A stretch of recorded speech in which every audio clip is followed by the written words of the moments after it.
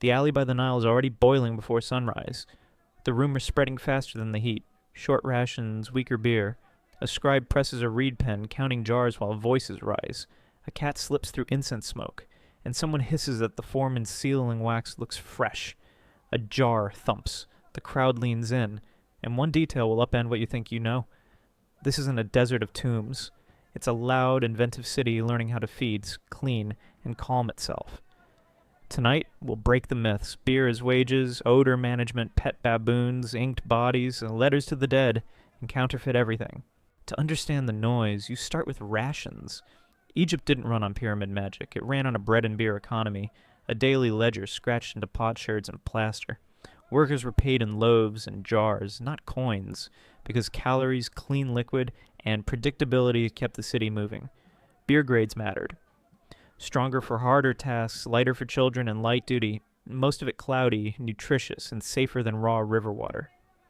Grain in malting and mashing, then sweet, sour, and thick. More porridge than pub. The brew solved two problems at once: water safety and fuel for bodies that hauled, carved, baked, and tallied. Bakeries were industrial hubs.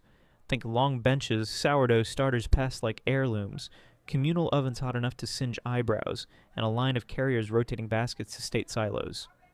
Quotas weren't abstract. They sat as bricks of bread cooling on reed racks.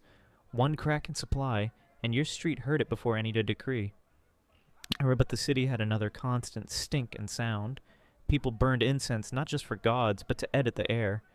Perfumed cones softened sweat and smoke as they slowly melted through the night.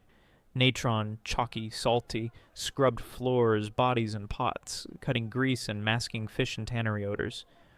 Reed mats hung over doorways didn't just block sun. They muted alley clatter, filtered dust, and cooled air with a trickle of evaporation. Crowd control wasn't only soldiers and shields. Town guards managed choke points, especially during festivals when a procession could jam a quarter like a clogged drain. Curfews flickered on and off with the calendar, and the Nile's flood changed everything. Boats took streets, labor shifted to levees and canal clearing, and the city's heartbeat moved from foot to oar. Here's a micro-story from a foreman's notebook. A jar goes missing on payday. The foreman docks a worker, tempers flare, and a scribe notes the dispute in clean lines. The fix lands as extra loaves next morning. Less pride lost than a public beating, more efficient than a trial. Paperwork and bread patched what shouting started. With so much moving through jars, counterfeiting became a craft. Jar mouths were stamped and sealed. Tokens acted like tickets to rations. Broken seals meant questions. Quiet trades hummed anyway. Beer swapped for a haircut, for clay bricks for a borrowed donkey. A black market drip irrigated the edges of official order, and everyone learned to read wax, fingerprints, and clay like faces. This is where the myth cracks. What looks mystical in the museum was in the street, a machine for survival. Logistics dressed as ritual. Cleanliness managed with chemistry. Noise bent by woven reeds. A city that knew its weak points. Heat, odor, thirst, and answered with practical fixes wrapped in fragrance and prayer. While the city hums, private rooms carry their own quiet rebellions. Bodies, ink, wigs, and claws wait behind those reed curtains, where comfort, power, and belief meet in everyday choices you'd never see on a temple wall. Step through those curtains and you meet a different myth. Tattoos weren't a scandal hidden in the shadows. They show up on female mummies of high status and on performers whose bodies were part stage, part shrine. Patterns aren't random doodles. Grids along the lower abdomen, dotted lines near joints, bands that trace nerves in tender places, markings that might mean protection, fertility, or a map for pain and relief. Scholars argue over purpose, but the ink remains. Some colors come from soot and gum, some from plant dyes. Henna stains appear in rituals and in ordinary celebrations. There's no neat rule. There's a practice that changes with need. Cosmetics move from vanity to technology. Kohl isn't only a style line. It cuts glare under the white sun and fights infection. Lead salts in the mix stimulate nitric oxide on the skin, which slows microbes and eases inflammation. You see a smooth black line. They see fewer eye abscesses and less tearing in the wind. Little pallets, tiny sticks, a jar shaped like a fish. Cute to us, practical to them. What looks like a mirror routine is urban medicine set at the face. Grooming turns into an economy. Barbers keep razors sharp and tempers cooler. Clean-shaven cheeks and trimmed bodies aren't just trend. They're heat control and vermin defense. Wig makers turn human hair into architecture, braided, curled, layered, perfumed. A wig signals rank, but it's also washable, lendable, removable on a hot afternoon.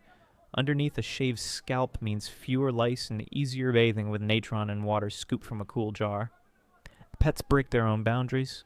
Yes, cats rule granaries as pest control with status to match. Harm a cat, face a crowd and penalties you don't want. Households leave food at small shrines. Strokes behind ears count as both affection and public service. But the surprise sits on a leash. Baboons and monkeys. Trained hands climb fig trees and pick without bruising, run messages along courtyards, even learn simple tool tricks. It isn't fantasy.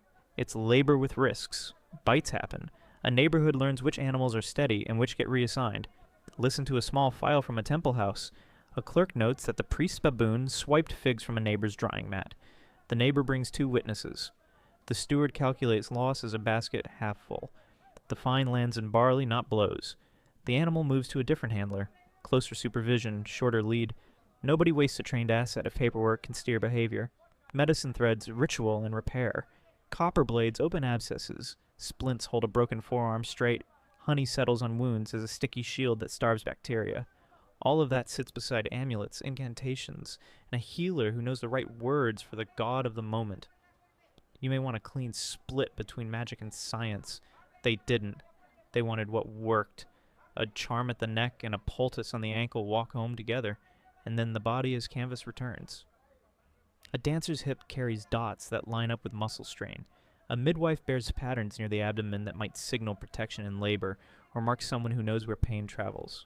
The evidence is partial, the debate's long, but the theme stays. The body is a system to be tuned.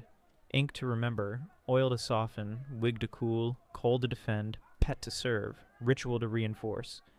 The strangeness recedes when you see the function. Meanwhile, in a courtyard, a barber wipes a blade with oil and natron, a boy chases a cat that refuses to be caught, and an elderly man rubs coal with a practiced thumb. The city's private life answers heat, pests, pain, and social order with solutions that look like style, faith, and play. It's not eccentric for its own sake. It's a toolkit, worn close to the skin. If you think justice fell from a ornate and throne room, the next stack of documents will nudge you toward the street. Most disputes never reach the palace.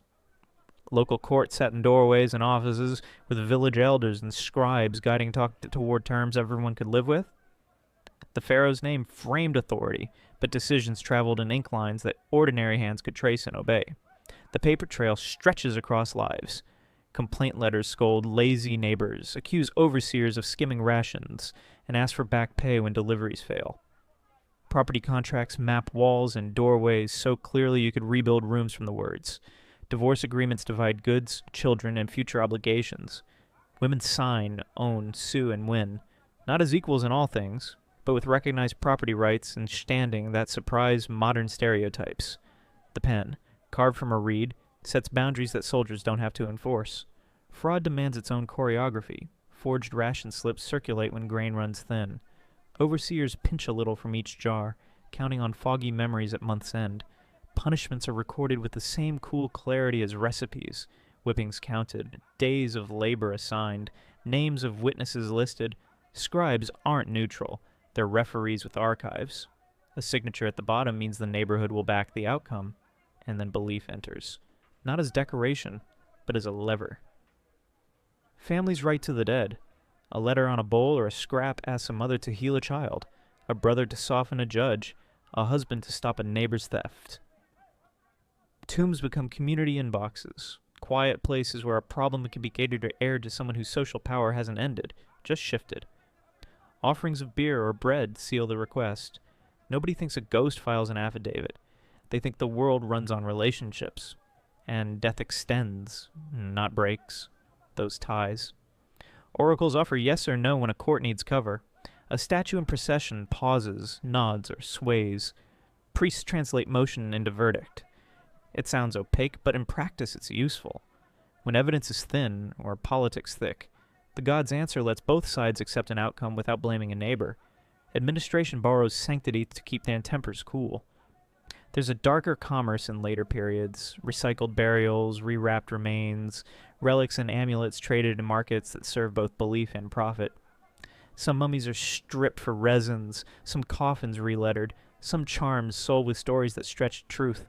The motives range from poverty to piety to theft. The evidence is uneven, the timeline's debated, but the pattern is clear. Scarcity and demand bend ethics. Then paperwork tries to bend them back. Picture a widow who writes two paths at once. She stamps a complaint in the local office, cites her marriage contract, and names witnesses who know the wall she paid to build.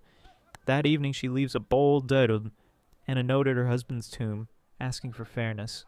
Weeks later, the scribes rule for her share of the house. She returns to the tomb with beer and thanks. Law and afterlife haven't fought. They've collaborated in the only language that keeps a block from splitting. In the end, justice looks like a performance everyone knows how to join. A scribe's careful lines, a crowd's watchful quiet, a statue's measured sway, a letter tucked into dust. The city keeps order by making it visible, legible, and blessed. Paperwork and prayer, checking each other's excesses, giving decisions of weight that ink alone can't carry. Egypt's heartbeat wasn't death worship. It was daily problem-solving wrapped in ritual, a citywide toolkit tuned for heat, hunger, noise, and doubt. If this story opened a new window for you, subscribe for more and watch our deep dive on Nile flood control and the workers' city, where engineering, faith, and street grit meet in the mud. Share this with someone who still thinks pyramids were the whole story, and I'll see you there.